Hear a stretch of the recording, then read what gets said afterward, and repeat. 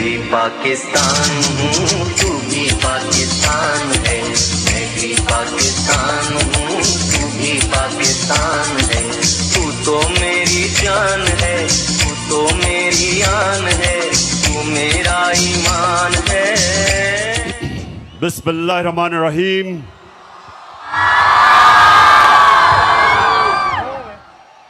इय्याका नअबुदु व इय्याका नस्तईन। मेरे गुजरात के बाशऊर पाकिस्तानियों,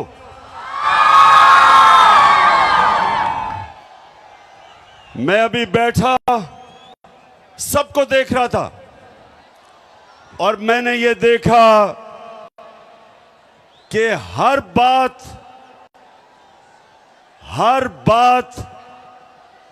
जिसके अंदर कोई सियासी शऊर होना होता था, एकदम मेरे सारे नौजवान और मेरी बहनें एकदम उसके ऊपर रिएक्ट करती थी। माशाल्लाह माशाल्लाह। और आज 8 साल के बाद इसी स्टेडियम में मैं आया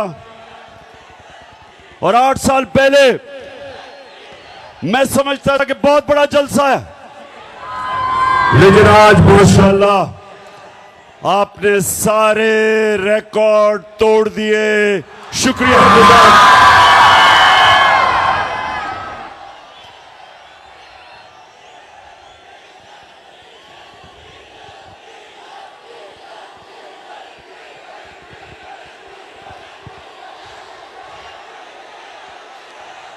जी, मैं अभी महंगाई के ऊपर आने लगा हूं। डीजल की कीमतें मुझे पता है कि कहां से कहां गई। जब हमारी हुकूमत को साजिश के तहत हटाया गया तो 150 रुपया लीटर पे पेट्रोल था और 145 रुपए पे 1 लीटर फजल रहमान था।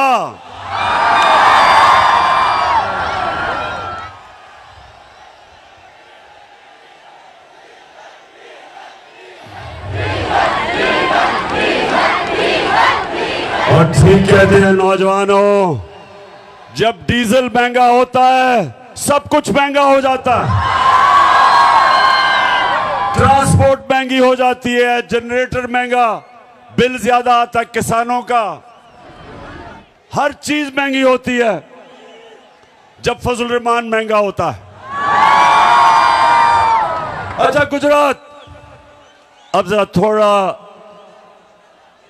थोड़ी खामोशी से नौजवानों, अभी मैं डीजल पे बाद में आऊंगा, यानी मजीद डीजल पे बात करने के लिए बाद में आऊंगा। अच्छा अब सुने नौजवानों, अल्लाह ने संजीदगी से सुननी है बात मेरी, क्योंकि मैं नौजवानों आपके लिए खास तौर पे मैं अपनी कौम को हकीकी आजादी के लिए जगाने की कोशिश कर रहा हूं और मैं अल्लाह का शुक्र अदा करता हूं कि उसने मेरी कौम को जगा दिया है, बेदार कर दिया है।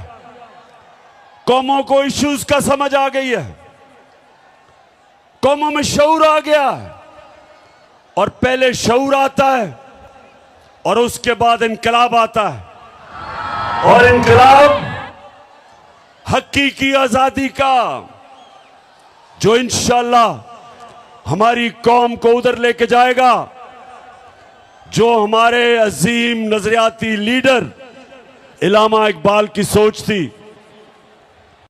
एक गैरतमंद खुदार कौम, अपने पैर पे खड़े होने वाली कौम, जब दुनिया में बाहर जाए हर पासपोर्ट की दुनिया इज्जत करे। इंशाअल्लाह एक वक्त आएगा और नौजवानों बड़ी ख्वाब देखा करो, बड़ी सोच रखो। एक वक्त आएगा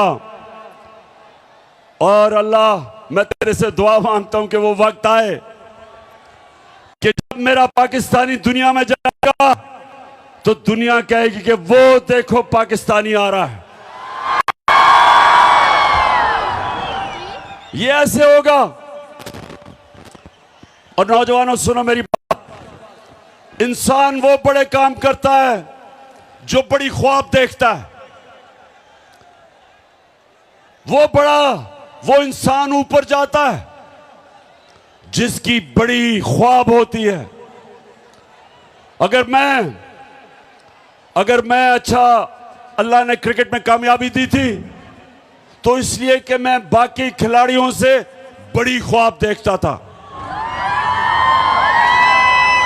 मैं कभी मेरी ख्वाब रुकती कहीं नहीं थी कि पहले मैं कहता था मैं पाकिस्तान के लिए खेलूंगा, फिर मैंने कहा मैं पाकिस्तान का सबसे बेहतरीन खिलाड़ी बनूंगा, फिर मैंने कहा मैं दुनिया का सबसे बेहतरीन ऑलराउंडर बनूंगा, और फिर मैंने कहा अपने आप से कि मैं अपनी टीम को वर्ल्ड कप जिताऊंगा।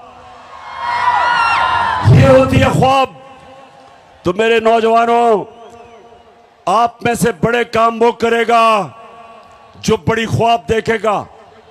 और मैं पाकिस्तान की ख्वाब आपको बता रहा हूं कि अल्लाह ने हमें सब कुछ दिया है। मेरे मौला ने इस मुल्क को 12 मौसम दिए हैं।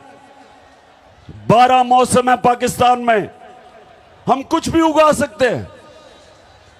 अल्लाह ने हर किस्म की नेमत दी, ज़रख़ेज़ जमीन दी, टैलेंटेड नौजवान दिए। वो पाकिस्तानी जो बाहर जाते हैं और बड़े बड़े काम करते हैं, जब मौका मिलता है मेरे नौजवानों को, ये सारी दुनिया में शाइन करते हैं, ऊपर जाते हैं।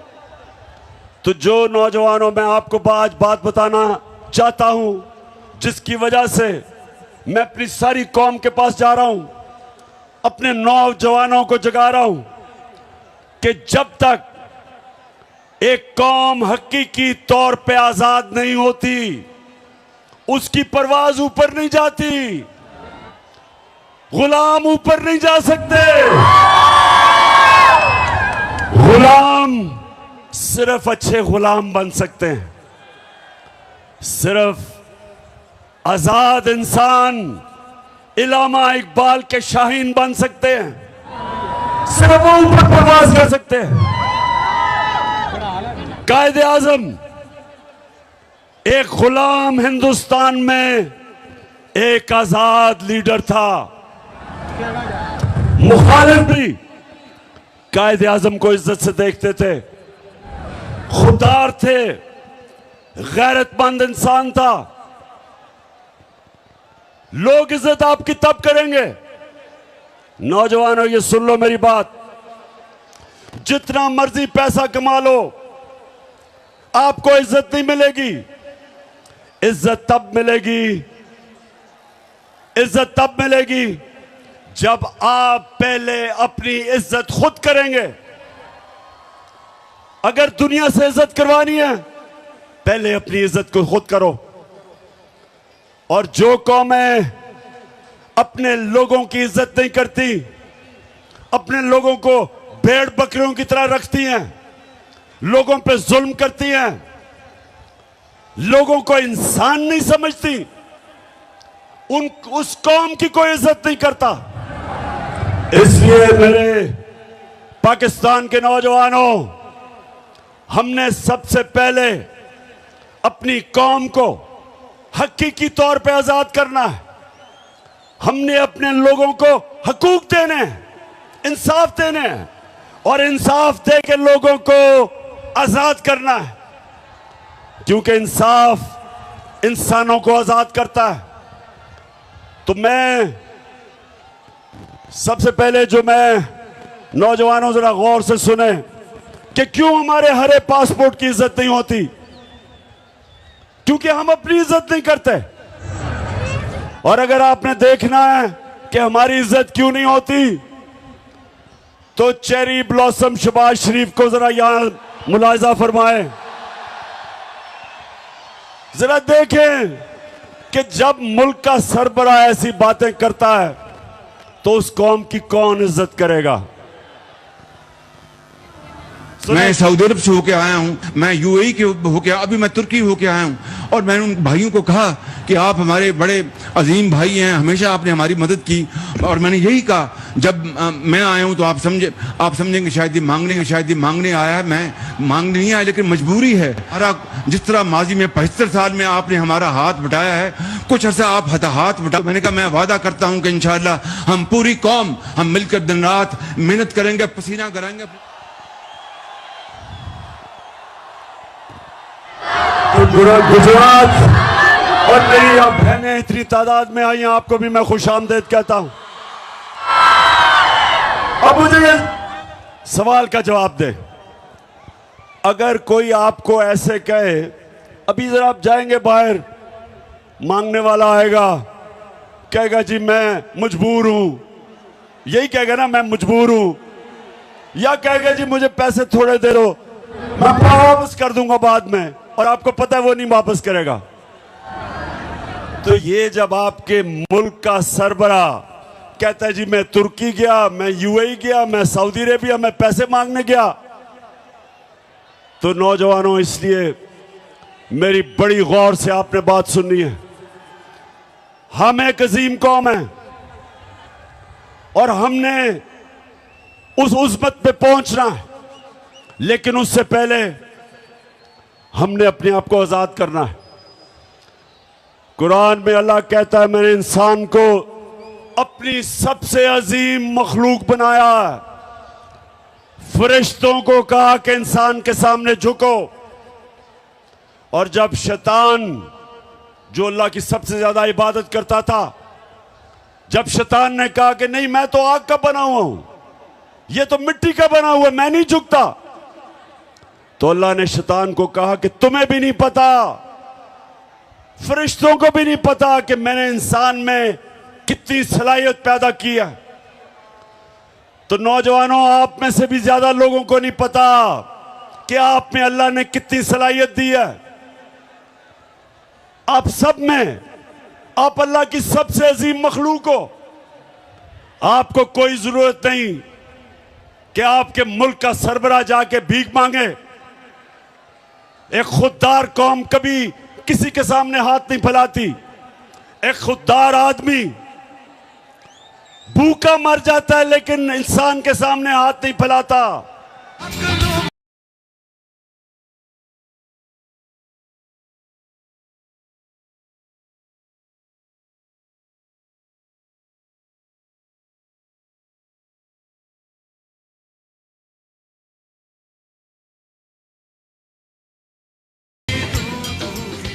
तो गुजरात नौजवानों, मैं आपसे और भी बातें करूंगा, लेकिन मैं आपकी तरबियत भी करूंगा, क्योंकि मैं चाहता हूं कि आप सब मेरे साथ तैयारी करें। यहां हमने एक हकीकी आजादी की तहरीक चलानी है, और उसमें सबसे पहला काम क्या करना है, हमने इस मुल्क का इंसाफ का निजाम, एक इंसाफ का निजाम ठीक करना है कि यहां ताकतवर जो जुल्म करता है कमजोर पे, हमने कमजोर को तहफ़्फ़ुज़ देना है और आजाद करना है। तो नौजवानों, इसके लिए आपने सबने मेरे साथ निकलना है, क्योंकि इस वक्त हमारी हुकूमत एक इंपोर्टेड हुकूमत, जिसका ये इंपोर्टेड वजीर आजम आपने देखा था, चेरी ब्लॉसम, उसकी सबसे बड़ी कमाल यह है कि वो जूते बड़े अच्छे पॉलिश करता है, और वो बूट खास तौर पे अच्छी तरह पॉलिश करता है। जितने बड़े बूट उतनी अच्छी पॉलिश। तो आपने इसलिए मेरे साथ निकलना है कि ये बैरूनी साजिश के तहत चोरों का टोला हमारे ऊपर मुसल्लत किया गया। ये थ्री स्टूजेस जो हमारे ऊपर मुसल्लत किए गए, क्योंकि ये बड़ी अच्छी तरह अपने बैरूनी आकाओं के जूते पॉलिश करते हैं, इसलिए मुसल्लत किए गए। इमरान खान उनको इसलिए गवारा नहीं था क्योंकि वो कहता था एब्सोल्युटली नॉट, और वो किसी की गुलामी मानने के लिए तैयार नहीं था। और वो जो इस मुल्क की फॉरेन पॉलिसी बनाना चाहता था वो अपने लोगों के लिए थी। तो अगर मैं रूस मुझे सस्ता तेल दे और 40% कम कीमत पे या 30% कम कीमत पे अगर रूस तेल दे तो मैं क्यों ना लूं, क्योंकि मैं अपने लोगों को सस्ता पेट्रोल और फजल रहमान बेच सकता हूं, तो क्यों ना लूं मैं। अगर साथ वाला मुल्क जो हमारे साथ आजाद हुआ था, अगर हिंदुस्तान रूस से 40% कम कीमत पे तेल खरीद सकता है, तो बताओ मुझे गुजरात हम क्यों नहीं ले सकते। और दूसरी चीज ये भी सुन लो, हमारे पिछले जो मिलिट्री डिक्टेटर था उसने अमेरिका के सामने घुटने टेके और अमेरिका की जंग में शामिल हुआ, और 80,000 मेरे पाकिस्तानी उस जंग में कुर्बान हुए, अमेरिका की जंग में। और जब मैं कहता हूं कि अमेरिका हम तुम्हारे साथ अमन में शामिल हैं लेकिन किसी जंग में हम तुम्हारे साथ नहीं शामिल, तो मैं अपने लोगों का सोचता हूं। लेकिन जो लोग इन्होंने मुसल्लत किए, जो ऑर्डर मिलेगा उधर से ये वो करेंगे। ना ये रूस से सस्ता तेल लेंगे क्योंकि अमेरिका नाराज हो जाएगा, और ना ही मुझे खौफ है कि ये रोकेंगे कि हमारा मुल्क इस्तेमाल होगा किसी की जंग में और हमें नुकसान पहुंचाएंगे। तो गुजरात, पहले हाथ खड़ा करके बताओ कि क्या आप मेरे साथ इसमें शामिल हो।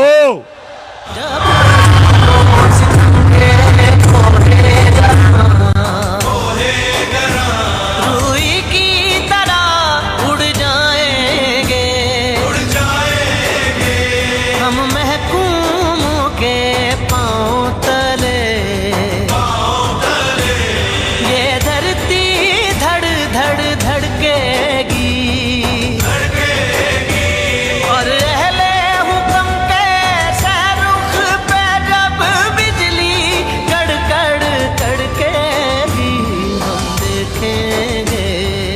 तो गुजरात जब से ये आए हैं, याद होगा आपको कि मेरी हुकूमत के खिलाफ इन्होंने सब प्रोपेगेंडा किया और इनके साथ वो मिले हुए थे।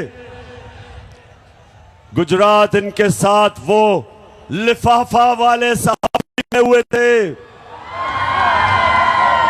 लिफाफी मिले हुए थे, पैसे लेके जमीर बेचने वाले, और वो मीडिया हाउस जो हमेशा पैसे की बुत की पूजा करता है। और आप सबको पता है वो कौन सा मीडिया हाउस है। हाँ, फिर से ऊंची ऊंची जरा। जी जी, माशाल्लाह, शऊर रखने वाली मेरी कौम है। अब तो बच्चा बच्चा मेरा शऊर बेदार हो चुका। और आज हम मुबारक देते हैं ARY को, और हम खास तौर पे इस्लामाबाद हाई कोर्ट का, हम सारी कौम अप्रिशिएट करती है इस्लामाबाद हाई कोर्ट को कि उन्होंने आज़ादी राय के ऊपर, आज़ादी सहाफत के लिए स्टैंड लिया। और ये जो फैसिस्ट गवर्नमेंट है, ये जो लोगों को मीडिया के ऊपर जुल्म, कंट्रोल, अच्छे अच्छे सहाफियों के ऊपर जुल्म, अरशद शरीफ जैसा एक मुहिब्बे वतन पाकिस्तानी वो मुल्क से बाहर गया हुआ है, साबिर शाकिर मुल्क से बाहर है। इस हुकूमत के दहशतगर्दी की वजह से एयाज अमीर जैसा दानिश्वर, समी इब्राहिम, उनको इन्होंने मारने की कोशिश की, और इमरान रियाज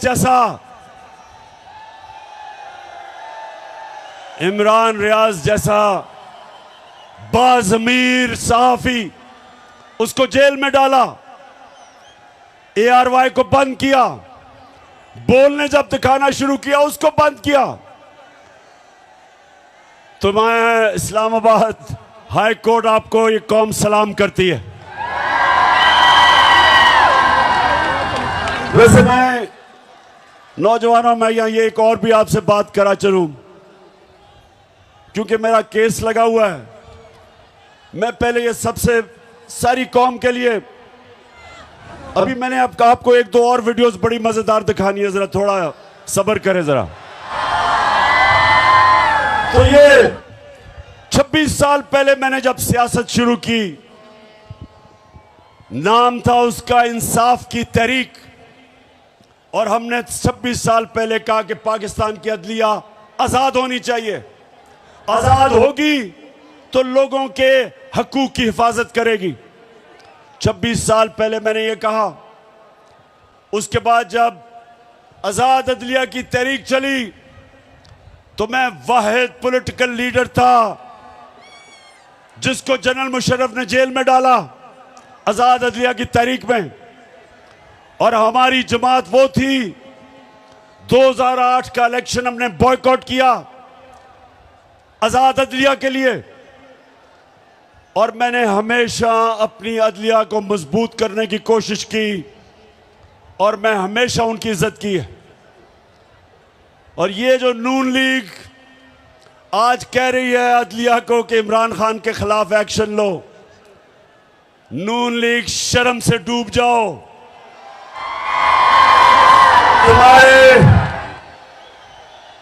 तुम्हारे नवाज शरीफ ने डंडों से सुप्रीम कोर्ट के ऊपर हमला किया था, और चीफ जस्टिस सजाद अली शाह, एक ऑनरेबल चीफ जस्टिस को आपने ब्रीफ केस चला के रिश्वत जजेस को दे के एक ऑनरेबल चीफ जस्टिस को हटाया था। कभी मेरे से ये ना कभी कहना कि इमरान खान के ऊपर कंटेम्प्ट लगाओ, ये नून लीग वाले, तुम तो अपना मुंह बंद करो, कभी ऐसी बात ना करना। जस्टिस कयूम को टेलीफोन कर रहे हैं कि जज साहब वो बेनजीर को 3 साल नहीं 5 साल की सजा दो। कभी इमरान खान ने ऐसी चीजें नहीं की, और इंशाअल्लाह हमेशा हम इस पाकिस्तान की अदलिया को मजबूत करेंगे, क्योंकि जब तक आपकी अदलिया मजबूत नहीं होगी, मेरे पाकिस्तानियों, आपके हकूक को और कौन हिफाजत करेगा जुल्म से और ताकतवर से। अच्छा, अब मैं जरा नौजवानों आपको एक वीडियो दिखाने लगा हूं, उससे पहले मैं बताऊंगा क्या है। जब हम इक्तदार में थे तो सबसे ज्यादा शोर मचा था कि जी बड़ी महंगाई हो गई पाकिस्तान में। वो बिलावल भुट्टो, पता नहीं वो जरदारी है या भुट्टो है, उसने डराने के लिए एक मार्च, महंगाई मार्च की, और यहां आके इस्लामाबाद कहता कि इमरान खान की कांपें टांगेंगी। वैसे बिलावल, खुदा के वास्ते 14 साल में उर्दू तो सीख लो। पाकिस्तान है ये मेरा पाकिस्तान है, तेरा पाकिस्तान है ये मेरा पाकिस्तान है। इस पे दिल कुर्बान, इस पे जान भी कुर्बान है, वो इस पे दिल कुर्बान। अच्छा, और दूसरी तरफ नून लीग के शहबाज शरीफ और इनके वजीर हर दूसरे दिन कहें जी IMF के गुलाम बन गए हो आप, IMF के कहने पे महंगाई कर रहे हो।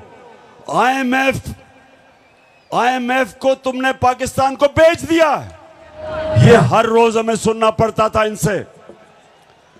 जरा ये शहबाज शरीफ को सुनाए, ये इक्तदार से पहले क्या कह रहा था IMF के ऊपर, सुने जरा। ये IMF के मिन्नते तरले कर रहे हैं और उनके साथ ऐसी शराइत हम एक्सेप्ट कर रहे हैं जिससे कि पाकिस्तान की खुद मुख्तारी और आजादी पर बहुत बड़ा धचका लगेगा। हम खुद इकट्ठे करते हैं, सूबों के साथ बात करें। 180 अरब रुपए जमा करना कोई मुश्किल काम नहीं, लेकिन ये $1 अरब के लिए IMF के आगे ढेर हो गए हैं। ये सिक्योरिटी रिस्क बन चुके हैं। ये जो इनका IMF डील है ये गैर कानूनी है। हम आज भी इसको नहीं मानते हैं। हम मुतालबा करते हैं कि IMF डील से निकलो, इस अवाम दुश्मन IMF डील से बाहर आए। इस मुल्क का अहम बिल है, आप बेशक बुलडोज कर लें, ये कल वापस होगा। ये इमरान नियाजी ने स्टेट बैंक दिया IMF को, कायदे आजम ने आजादी दी, इमरान नियाजी ने IMF का गुलाम बना दिया। सब गद्दार हो, वतन बेच रहे हो, स्टेट बैंक बेच रहे हो, खुद मुख्तारी बेच रहे हो। बात की है राया साहब ने, ये मनी बिल जो आ रहा है और स्टेट बैंक का जो बिल आ रहा है, ये हम अपनी फाइनेंशियल सॉवरेनिटी, अपनी जो खुद मुख्तारी है सरेंडर कर रहे हैं, which is much worse than what happened on 16 दिसंबर 1970। जनाबे वाला, यहाँ पे स्टेट बैंक जो है वो IMF की लोकल ब्रांच बन चुका है। हमारे यहाँ पे स्टेट बैंक के गवर्नर के रूप में वायसराय आ चुका हुआ है। हम इस वक्त एक फाइनेंशियल कॉलोनी बन चुके हुए हैं मालियाती अदारों। अच्छा, अब ये सुने, मैं तो वैसे नौजवानों, आप भी जैसे जैसे आपकी उम्र होती रहेगी, आप अप्रिशिएट करेंगे कि अल्लाह वाकई अल हक है, सच का खुदा है। उसका वादा है कि सच तो थोड़ी देर नहीं, सच ने सामने आना है, क्योंकि वो अल्लाह अल हक है। तो इन्होंने ये बातें की कि जी IMF का गुलाम है, पाकिस्तान तबाह हो गया। और जब से अब ये आए, आप ये पता क्या कह रहे हैं? जब शौकत तरीन ने कहा कि जनाब सूबों में कैसे पैसे इकट्ठे करेंगे आपके लिए, क्योंकि सैलाब आ गया है, सैलाब के अंदर अरबों रुपए की तबाही हुई है, तो शौकत तरीन ने कहा कि आप ये कैसे, हम कैसे सूबे पैसे इकट्ठे करेंगे जब इतनी तबाही आई है?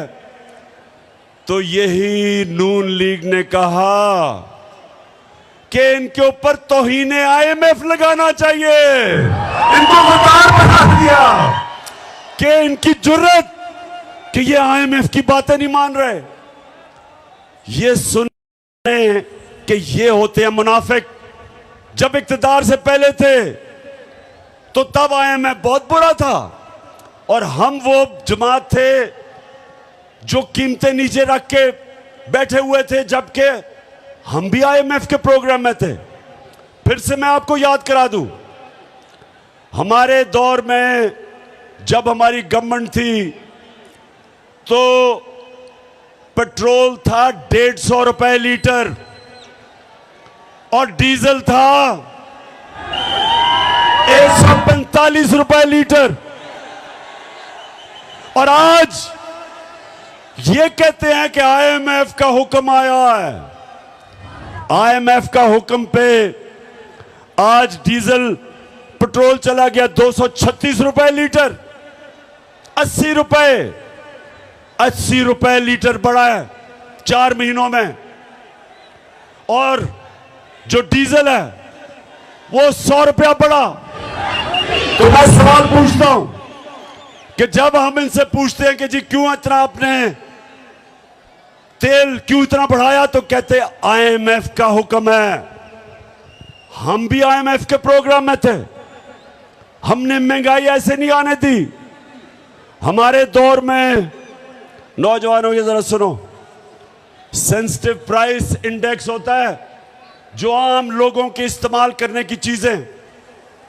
तो हमारे दौर में जो महंगाई थी, आलमी महंगाई थी, SPI हमारे दौर में 17 से 18% था।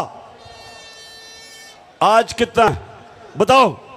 कितना आज 45%, 3 गुना ज्यादा। 4 महीने में क्या हुआ कि 45% पे महंगाई पहुंच गई। हमारे दौर में तेल आलमी मार्केट के अंदर $103 और $110 में था। फिर से सुन लो, हमारे दौर में 103 से $110 पे तेल था आलमी मंडी में। आज $96 है तेल, आज $96 है, उससे कम है।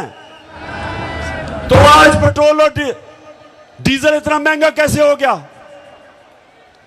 हम भी IMF प्रोग्राम में थे, आज इतनी महंगाई कैसे हो गई? इन्होंने तो सारी हमारी हुकूमत के खिलाफ प्रोपेगेंडा महंगाई पे किया था।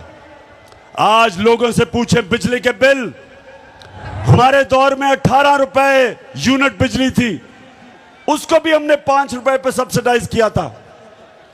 आज बिजली 36 रुपए यूनिट है और टैक्स लगा के 50 रुपए तक पहुंच जाती है।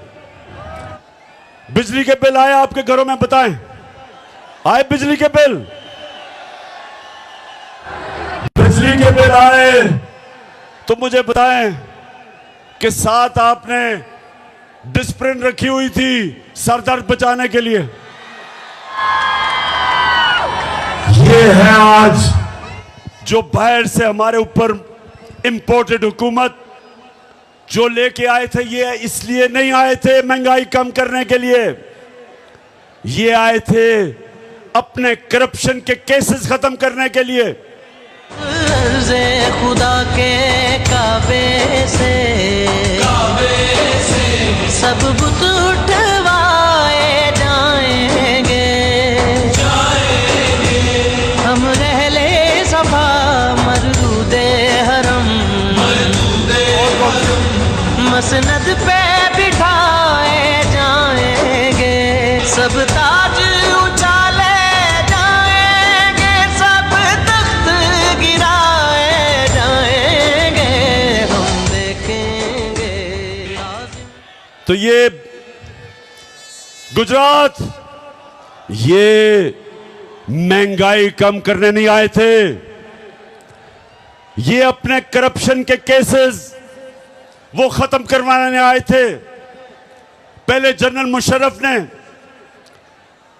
इनके केसेस खत्म किए, NRO दिया 2008 में, तब इन्होंने अरबों रुपए की चोरी की थी शरीफ और जरदारी खानदान ने, उसने केस माफ किए, जबकि वो कर नहीं सकता था क्योंकि पैसा तो आपका था। गुजरात फिर से समझ जाओ, चोरी और करप्शन में क्या फर्क है? चोरी होती है जो आपके घर में कोई आके चोरी करे, मेरी कोई घड़ी चोरी कर ले, मेरे घर से पैसे लूट ले, ये इसको चोरी कहते हैं। करप्शन होती है जब कौम का पैसा चोरी होता है, जो पैसा आपके स्कूलों पे, अस्पतालों पे, सड़कों पे, गुर्बत कम करने पे, सब्सिडी देने पे जो पैसा आपके ऊपर लगना होता है वो इनकी जेबों में चला जाता है, वो मुल्क को नुकसान पहुंचाता है। और जब मुल्क के सरबरा, प्राइम मिनिस्टर, वजीर चोरी करते हैं, मुल्क तबाह हो जाता है। तो गुजरात, हमारी जंग इंसाफ की, जब इंसाफ आएगा तो चोरी खत्म होगी, करप्शन खत्म होगी। और इसलिए हमने सबने मिलके इस इंपोर्टेड हुकूमत के साथ अब तैयारी करनी है, एक तहरीक चलानी है, और जब मैं कॉल दूं आप सबने निकलना है।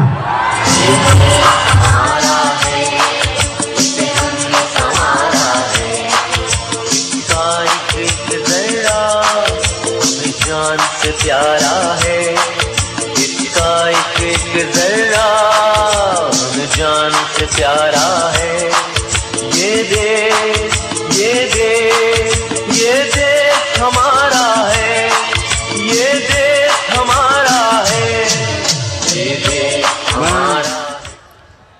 मैं इस हुकूमत को आज खबरदार करना चाहता हूं, ये जो आप हरबे इस्तेमाल कर रहे हैं, ये जो आप जुल्म कर रहे हैं, ये जो आपने शहबाज गिल के ऊपर तशद्दुद किया, जेल में उसको डाल के,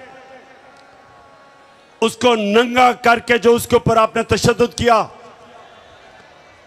मैं आज आपको खबरदार करना चाहता हूं कि जिस तरह आपने जमील फारूकी एक सहाफी को, उसको जेल में बंद करके उसको भी नंगा किया, तशद्दुद किया, और खास तौर पे हमारे सिंध के ऑपोजिशन लीडर हलीम आदिल शेख, उसको एक केस से निकलता है दूसरे में डाल देते हैं। 27 FIR सिंध के ऑपोजिशन लीडर के ऊपर की हुई हैं, उसको जेल पे उस पे तशद्दुद किया।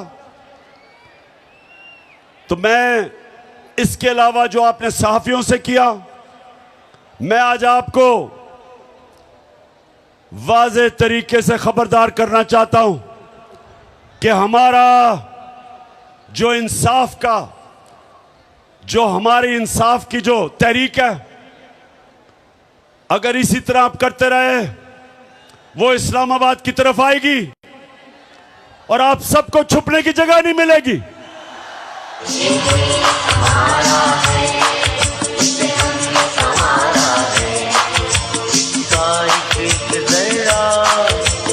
जान से प्यारा है, इसका एक जरा हमें जान से प्यारा है, ये देश, ये देश, ये देश हमारा है।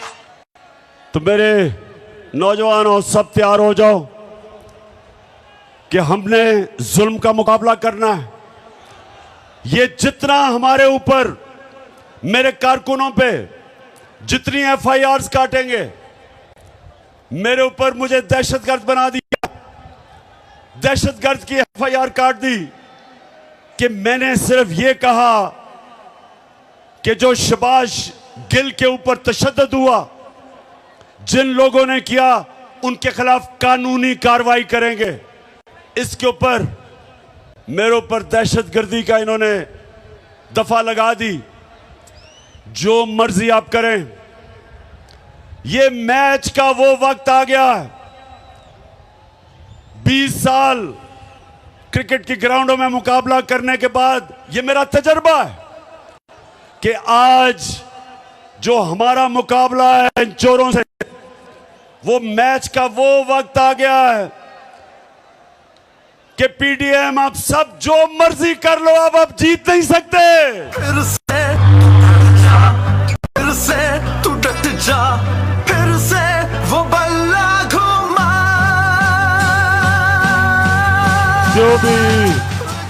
जो भी कर लो, बाहर बैठे हुए अपने जो आका हैं, उनके घुटने घोड़े बिचते भी दबाओ, जितनी मर्जी उनकी खिदमत करो। ये तुम मैच अब नहीं जीत।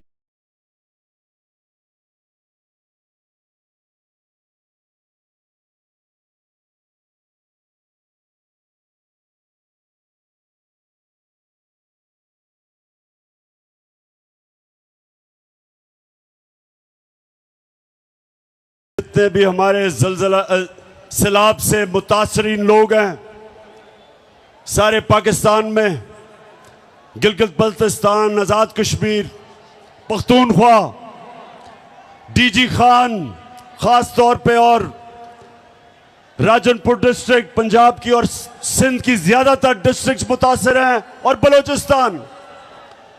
मैं इंशाअल्लाह अपनी सारी पार्टी को भी, अपनी कौम को इकट्ठा करूंगा, पैसे जमा करूंगा, और माशाअल्लाह चीफ मिनिस्टर का जो रिलीफ फंड था उसमें 5.5 अरब रुपया आया, लेकिन इससे बहुत ज्यादा आना था क्योंकि लोग पहुंच ही नहीं सके, लोग टेलीफोन कॉल नहीं कर सके। तो इंशाल्लाह अभी हम तैयारी कर रहे हैं। हम देख रहे हैं कि किधर किधर लोगों को जरूरत है, और उसके बाद मैं मजीद और पैसा इकट्ठा करूंगा अपनी कौम से, और इंशाल्लाह अपने सैलाब के मुतासरीन को ये मैं यकीन दिलाता हूं कि सारी कौम आपके साथ खड़ी है। मैं चीफ मिनिस्टर साहब आपको और मून साहब को, आप दोनों को इस जबरदस्त जलसे पे जो आपने इंतजामात किए, खराज तहसीन पेश करता हूं। मैं अपनी पार्टी भी तहरीक इंसाफ के मेरे सारे लोग जो आज यहां आए हुए हैं बड़ी तादाद में, मैं आज आपका भी शुक्रिया अदा करता हूं कि इतना जबरदस्त आज गुजरात के अंदर जलसा किया। मैं आप सबका, अपनी बहनों का आज शुक्रिया अदा करता हूं, और नौजवानों खास तौर पे, क्योंकि आप हैं मेरी टीम जिसने पाकिस्तान को मैच जिताना है।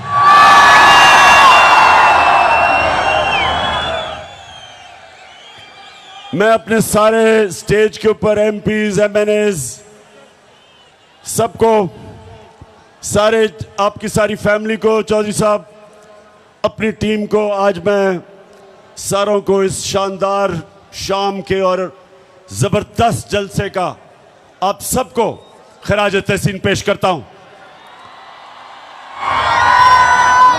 अब गुजरात, मैं इंशाल्लाह कल सैलाब वाले इलाकों से शुरू कर रहा हूं, उधर भी जा रहा हूं, जलसे भी कर रहा हूं। अपने जो मुतासरीन हैं सैलाब के, उनके पास भी जा रहा हूं। अपनी कौम को हकीकी आजादी की तहरीक के लिए भी तैयार कर रहा हूं।